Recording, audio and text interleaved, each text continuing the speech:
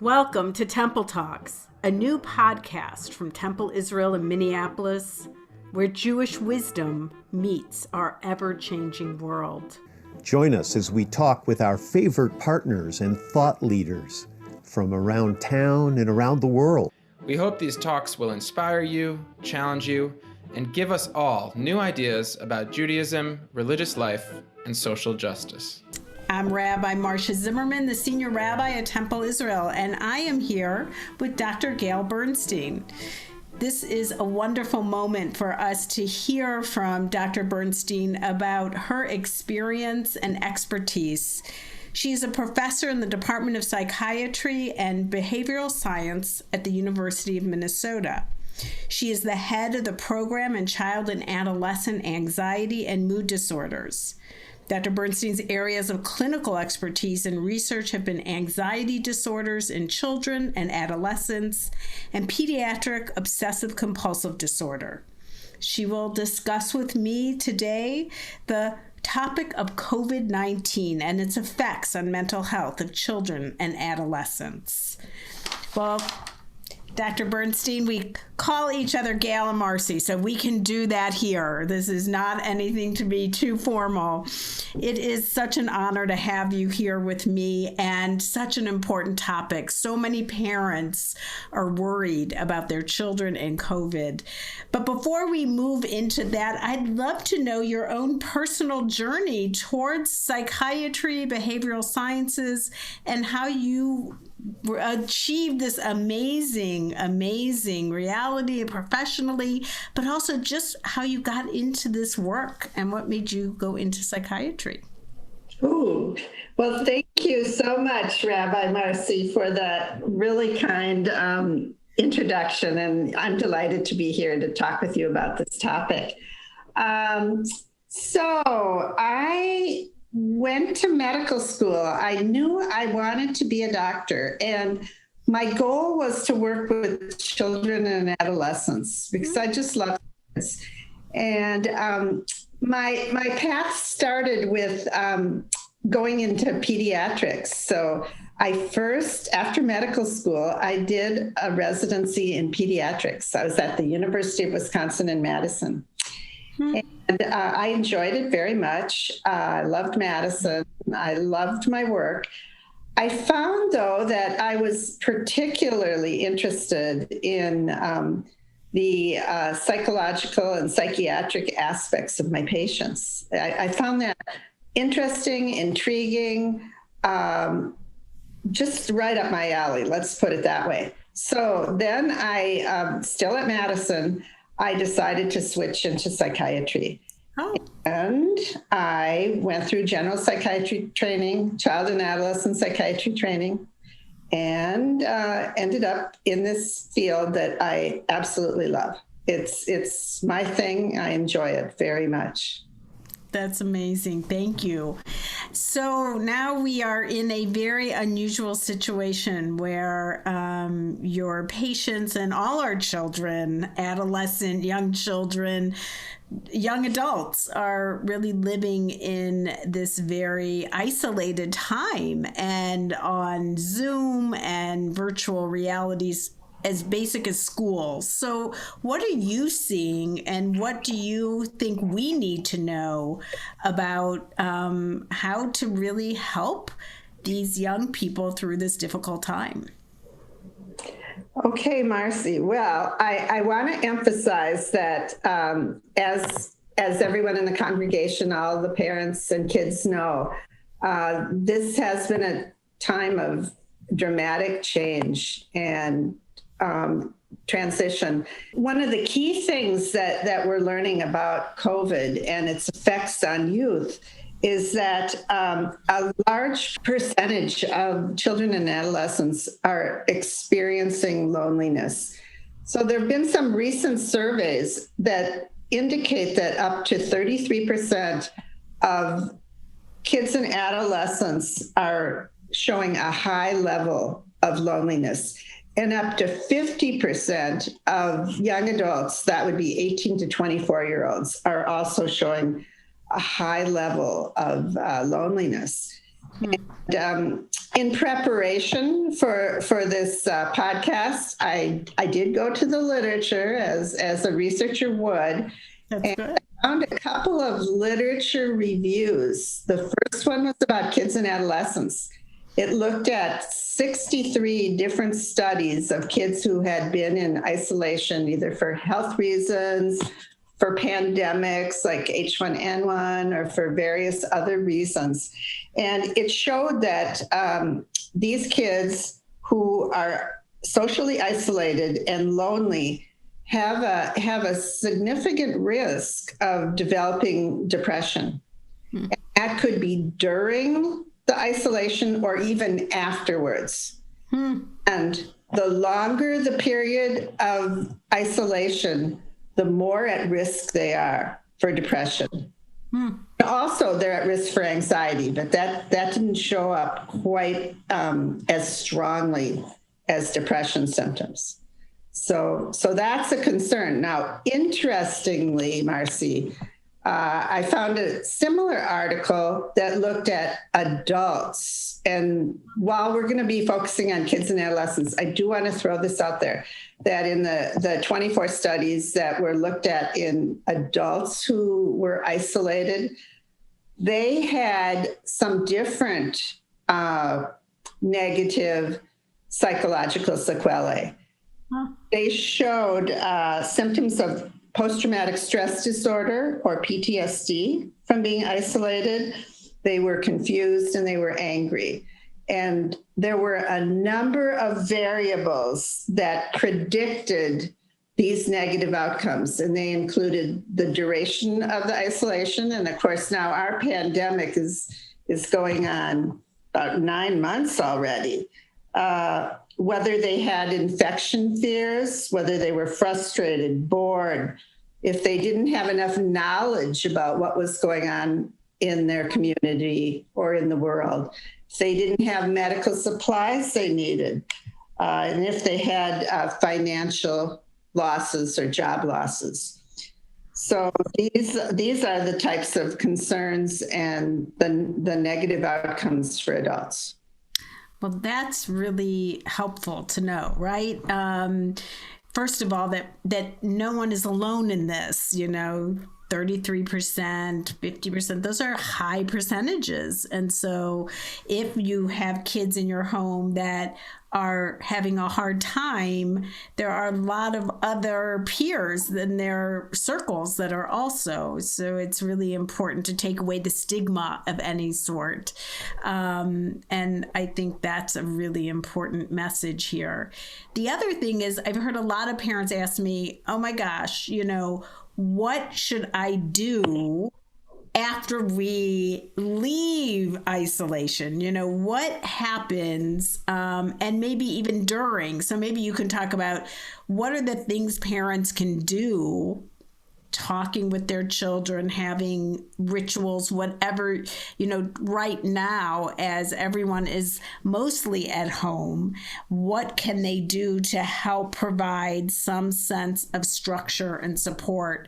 And then when we get out, what is that transition time? So maybe you can speak about both of those. Sure, I'd be happy to. So in terms of helping the kids and adolescents during quarantine, you mentioned this, and I'm going to second it, that having a structure and a routine to their day is really important. They've lost their usual routine with going to school, extracurricular activities, get-togethers with friends. They're now stuck at home. So you need to set a routine that's predictable. And this includes even some basics as to bedtime, time to get up, when to get onto the screen for distance learning. They need to know what to expect. And it's really important for these kids to get into the routine with their distance learning. We hear a lot about families that are struggling with that. Kids who don't want to get on the screen, don't want to get up in the morning, aren't doing their homework, don't feel they have enough understanding on what they're supposed to do. So It's important to get that into the routine and to get parents helping, but not over involved. And we want to have kids have a break from the screen because we know how monotonous, tedious, overwhelming it can be. There's technological problems that kids are struggling with. So yes, they're on for school, but they need breaks in between.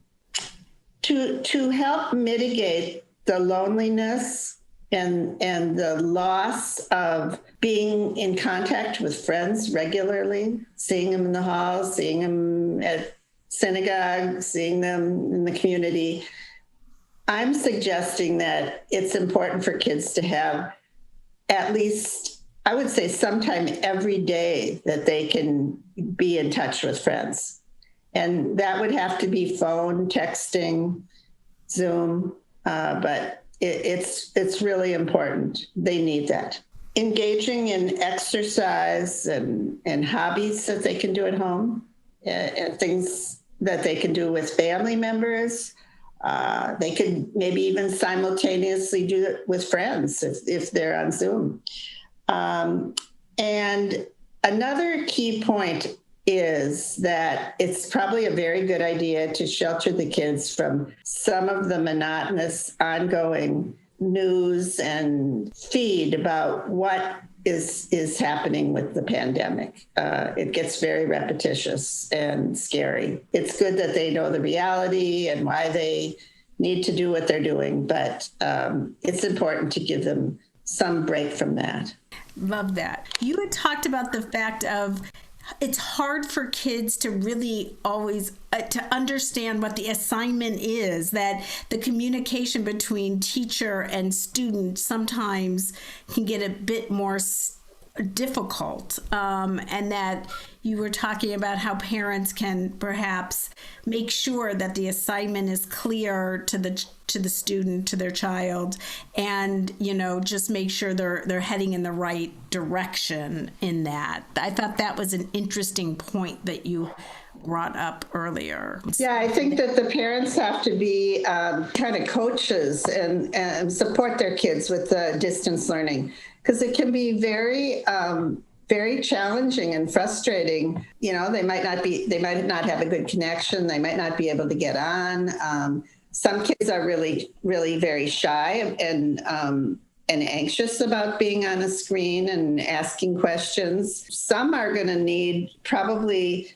some extra help from their parents, but also maybe need to have some scheduled one-on-one time with teachers. So that quite a few of the patients that I work with, we've been able to get that worked out, where there may be a time during the day where that particular child can have some one-on-one instruction and help and ability to ask questions. That's a great idea. I'm not sure, I would think about that as a parent, to reach out and make sure there is that one-on-one. I think that's a fabulous idea. They may need to also figure out a way to have chats with their peers about work, because when they're sitting in the classroom, they can easily ask a friend, like, can you go over that with me? Or can I have a little bit of a help with this question or assignment? But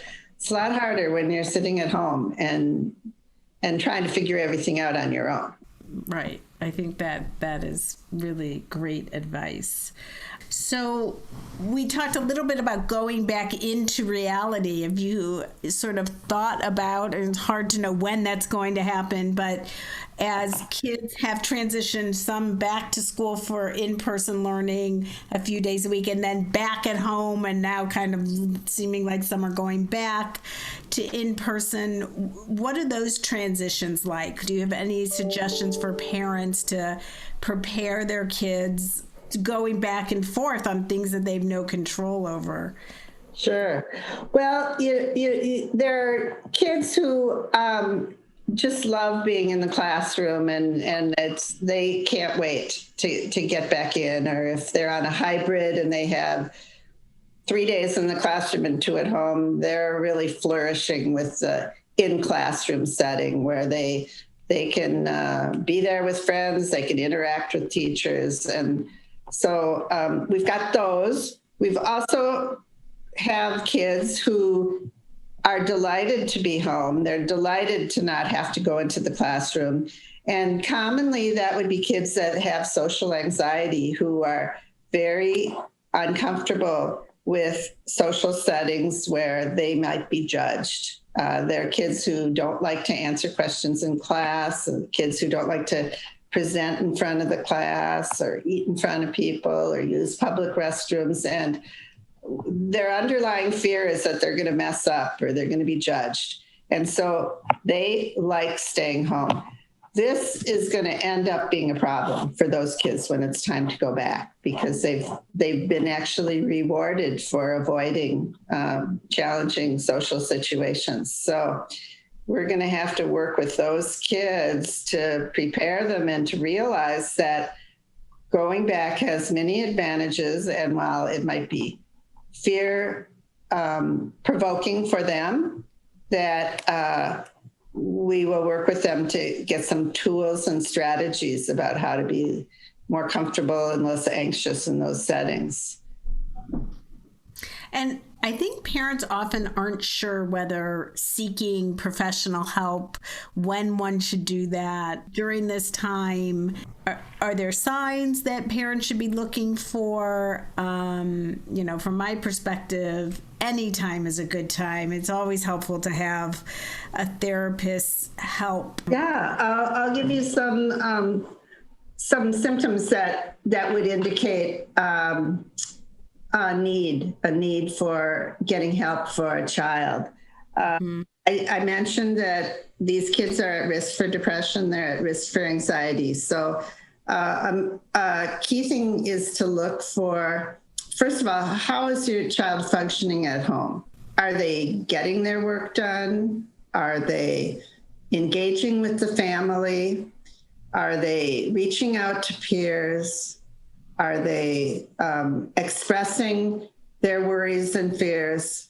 So if they're doing those things, getting their work done and functioning pretty well at home, that's all good. But on the other hand, if they're starting to show mood symptoms that go above and beyond, the usual fluctuations that kids and teenagers would have. Okay, they're all lonely, they're all frustrated, they're all wishing that things were different. The symptoms I'm going to suggest are things like insomnia, like now they're not sleeping, they can't fall asleep, they're waking up, they're tired during the day, they're not eating. That's a concern. If they can't concentrate like they used to, like before, they could keep their mind on their work, but now they're not. They're just troubled with lots of worries about getting sick or that their grandparents are going to get COVID and are going to die. That's a concern. Grades going down, isolating, like staying in their room, like not wanting to join in on family activities. Hopelessness, talking about death or suicidal ideation. That, of course, is, very serious for getting help. But these are the types of symptoms I would watch for with respect to mood. Now, with respect to anxiety, I'm talking about persistent worries that go above and beyond the natural. Like we're all having worries about COVID, but we just can't stop worrying or can't stop focusing on their loved ones and their well-being. If they're having panic symptoms, if they're very overwhelmed. And in younger kids, we might see behavior issues like regression behaviors, acting younger than their age, not being able to do the self-cares that we took for granted before, more aggressive, constantly irritable. And then I would mention in adolescents that some adolescents self-medicate or treat themselves with alcohol and drugs to deal with disappointment, frustration, isolation. So that would be a concerning situation. So maybe on the other side, tips for parents in helping their kids understand and cope with COVID. Yeah, I would say that one silver lining of COVID is more time with family. Mm-hmm. That by necessity, families are together for long periods of time. A lot of parents working from home. This gives an opportunity for very special family time, like making time in the day for family meals, for breaks, for conversations. Parents, I think, would like to, and kids would love it if they would have one-on-one talks together, and parents would find out what the concerns and the thoughts of their children are, get them to express what's going on and what their disappointments and worries are. So they need to encourage their kids and teens to address their feelings and concerns. Also, parents can work on modeling resiliency and ability to adapt and to take care of themselves. So a parent that shows their child that they're exercising, they're taking breaks, they're eating healthy, they're problem solving about how to use the computer to speak to clients or coworkers, that can be very helpful. So I would like parents to work on modeling problem solving and, of course, being supportive and helping their kids with problem solving and figuring out ways for them to socialize with friends, even though they can't see them in person. And I think, the other thing that's so interesting about COVID is that you're going into colleagues and people you work with into their homes, right? And so, I find that the cat walking in front or the dog barking or the kids needing, coming into the room, it's like we need to sort of be a little bit more flexible with that in the traditional sort of corporate culture that is somehow you're at work, nothing else is happening. And I think that's a silver lining in this whole thing. It's funny, frustrating at times for the parents, but I think we all have to be a little more flexible around that. Have you found that? Rabbi, since COVID started, 100% of my working with children and families is virtual. Okay. And that has some real advantages and some disadvantages. Families really like that. They don't need to pile the kids in the car, drive, across the city to go to an office, pay for parking, get babysitters.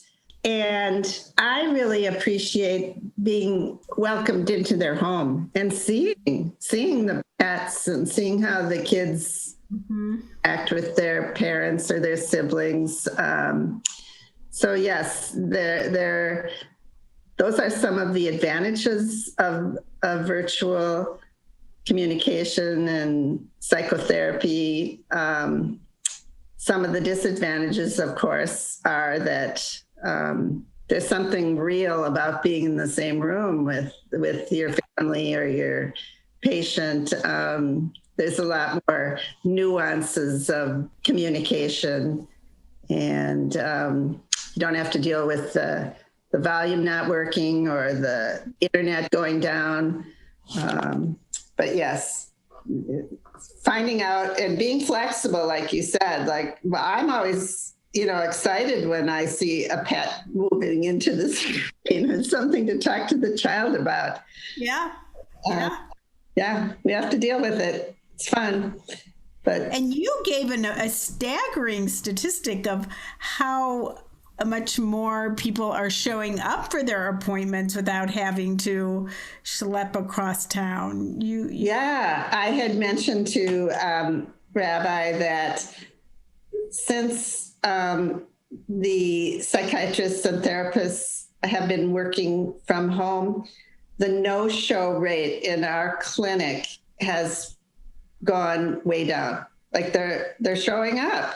So you see sort of like just daily life that, before COVID was stressful. Just showing up was stressful. So when we go back to that, you probably, I don't know if you'll continue to do only in person or utilize the virtual reality, but to also just be really appreciative of people showing up, like that is not an easy task.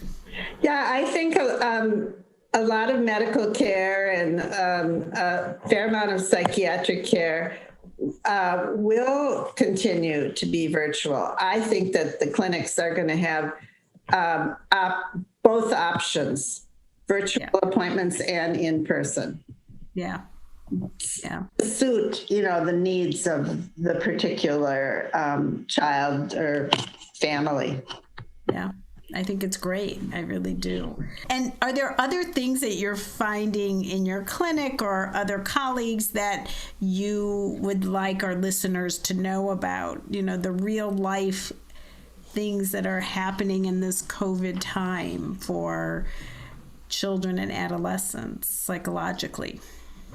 Well, I did want to mention that there are some populations of children that are it's more difficult for them to be in isolation and to learn through distance learning. And I'm talking about children with autism, with learning disabilities, perhaps children with ADHD, where it's just really hard for them to do things through a screen. And some of those children need outside services. They rely on going to school and meeting with a speech therapist or having an appointment with an occupational therapist, various community groups or services. And so they're particularly having a hard time. And I would also like to mention that socioeconomic factors are important to recognize, that there are many families who don't have reliable internet, for example, and how are their kids going to get educated if school is virtual? It's hard. And a lot of families that don't have the financial support or extended family support, or have long hours of work where they are just really struggling to support their kids, both emotionally and financially. And that's really sad and something we need to recognize. It's so true. The public school system has so extended its sort of wraparound services, right? School lunch and food and support and help with the academics of it all, with family support. And without that being in person, that's really hard for many families. So we are learning a lot about what we need to do as a society in this time of COVID, for sure. I think it's been really hard for parents who are working from home to do their work and to help their kids with learning on distance learning. That they're being pulled in many directions, very difficult and stressful. Yeah. More power to them. It's true. It's so true. I am just always amazed at what parents are juggling with young children, with adolescents. It's really tough. It's tough. So my Agreed. My heart goes out to them. Is there anything else that we should talk about as far as what you've seen, and maybe even to give us a few sort of vignettes and combined stories of kids who have navigated well, or are moving forward? Because I think so often kids and parents feel like they have to do it all themselves, and to hear other stories helps kind of open it up. Sure.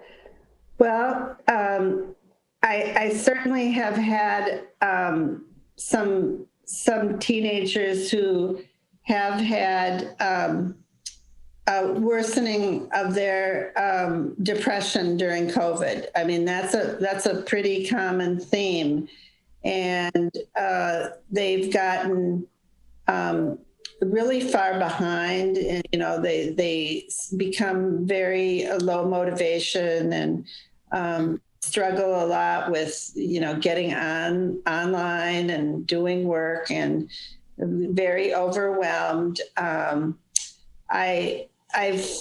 been impressed with some of the parents who have really stepped in and recognized what's going on, and have arranged some contacts and meetings with the school so that schools understand what's going on. And the schools have been really helpful in providing accommodations and extensions for the kids. I like the problem solving of how to increase the contact between kids and their friends, and realizing that, like you said, they're not the only one in this really formidable situation.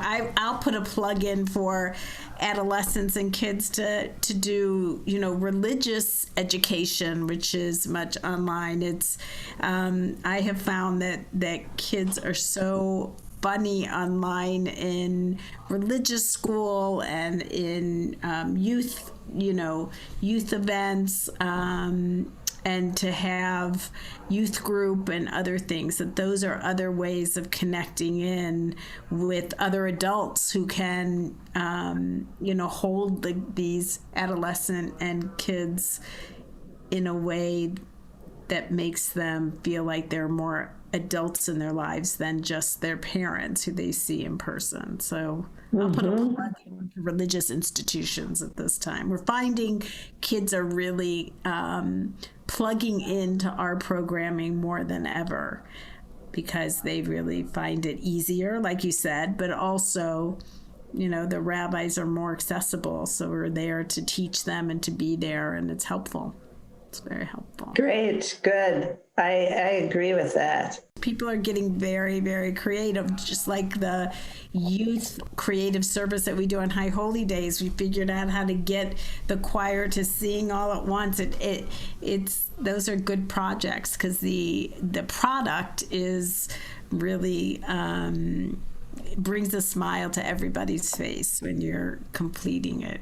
Well, good. Well, it has been so wonderful to get your insight and your help in this matter, because a lot of parents are worried, and rightfully so, because we've never experienced this before. So their parents never experienced it in the same way, and so there's not a whole lot of wisdom we can always give. So it's listening to the kids and making sure that we do our best to keep a routine and rituals, family rituals going, right? Yeah, and after the pandemic, I hope families continue those rituals. That's right. That's right. So having dinner at a certain time every night, not just letting people kind of grab a meal as they go, which so often can happen when you're in 20 different places for 20 different practices and games. Here, there's the opportunity to really make time. And I've heard from parents that, like, what were we so busy with? Like, what were we running around with going here and there? So that is another little silver lining, like you said. It's not only being together, but also not having the hectic life all around and the upheaval all around all the time, which I think is... Yeah, because we've learned there's so much we can give up and still have a satisfying life. Less stress, a different type of stress, but that's a very good point, Marcy. Yeah. So I've heard that a lot from parents that, just the desire. I mean, it's just even for life cycle events, for bar bat mitzvah ceremonies, it's like nobody's having the big party. It's like, why were we so wrapped up in that? I mean, it is something that's hard not to have people physically there, but putting so much time into the big party and all of that, when really making sure it is at its core a religious experience is so much more important, and people are appreciating that. So, and that helps kids. That's resiliency, when you kind of acknowledge, you know what?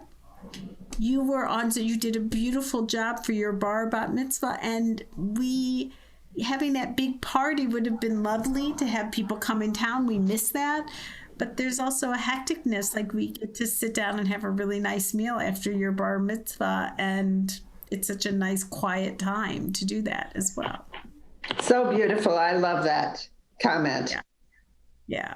So it's getting us back to our essence. We don't want the fear of the pandemic. We wish we had learned that in a different way, but it is a bit of what we can learn even from the hurdles that come our way and the hard times. It's what Judaism teaches us all the time. So it's good.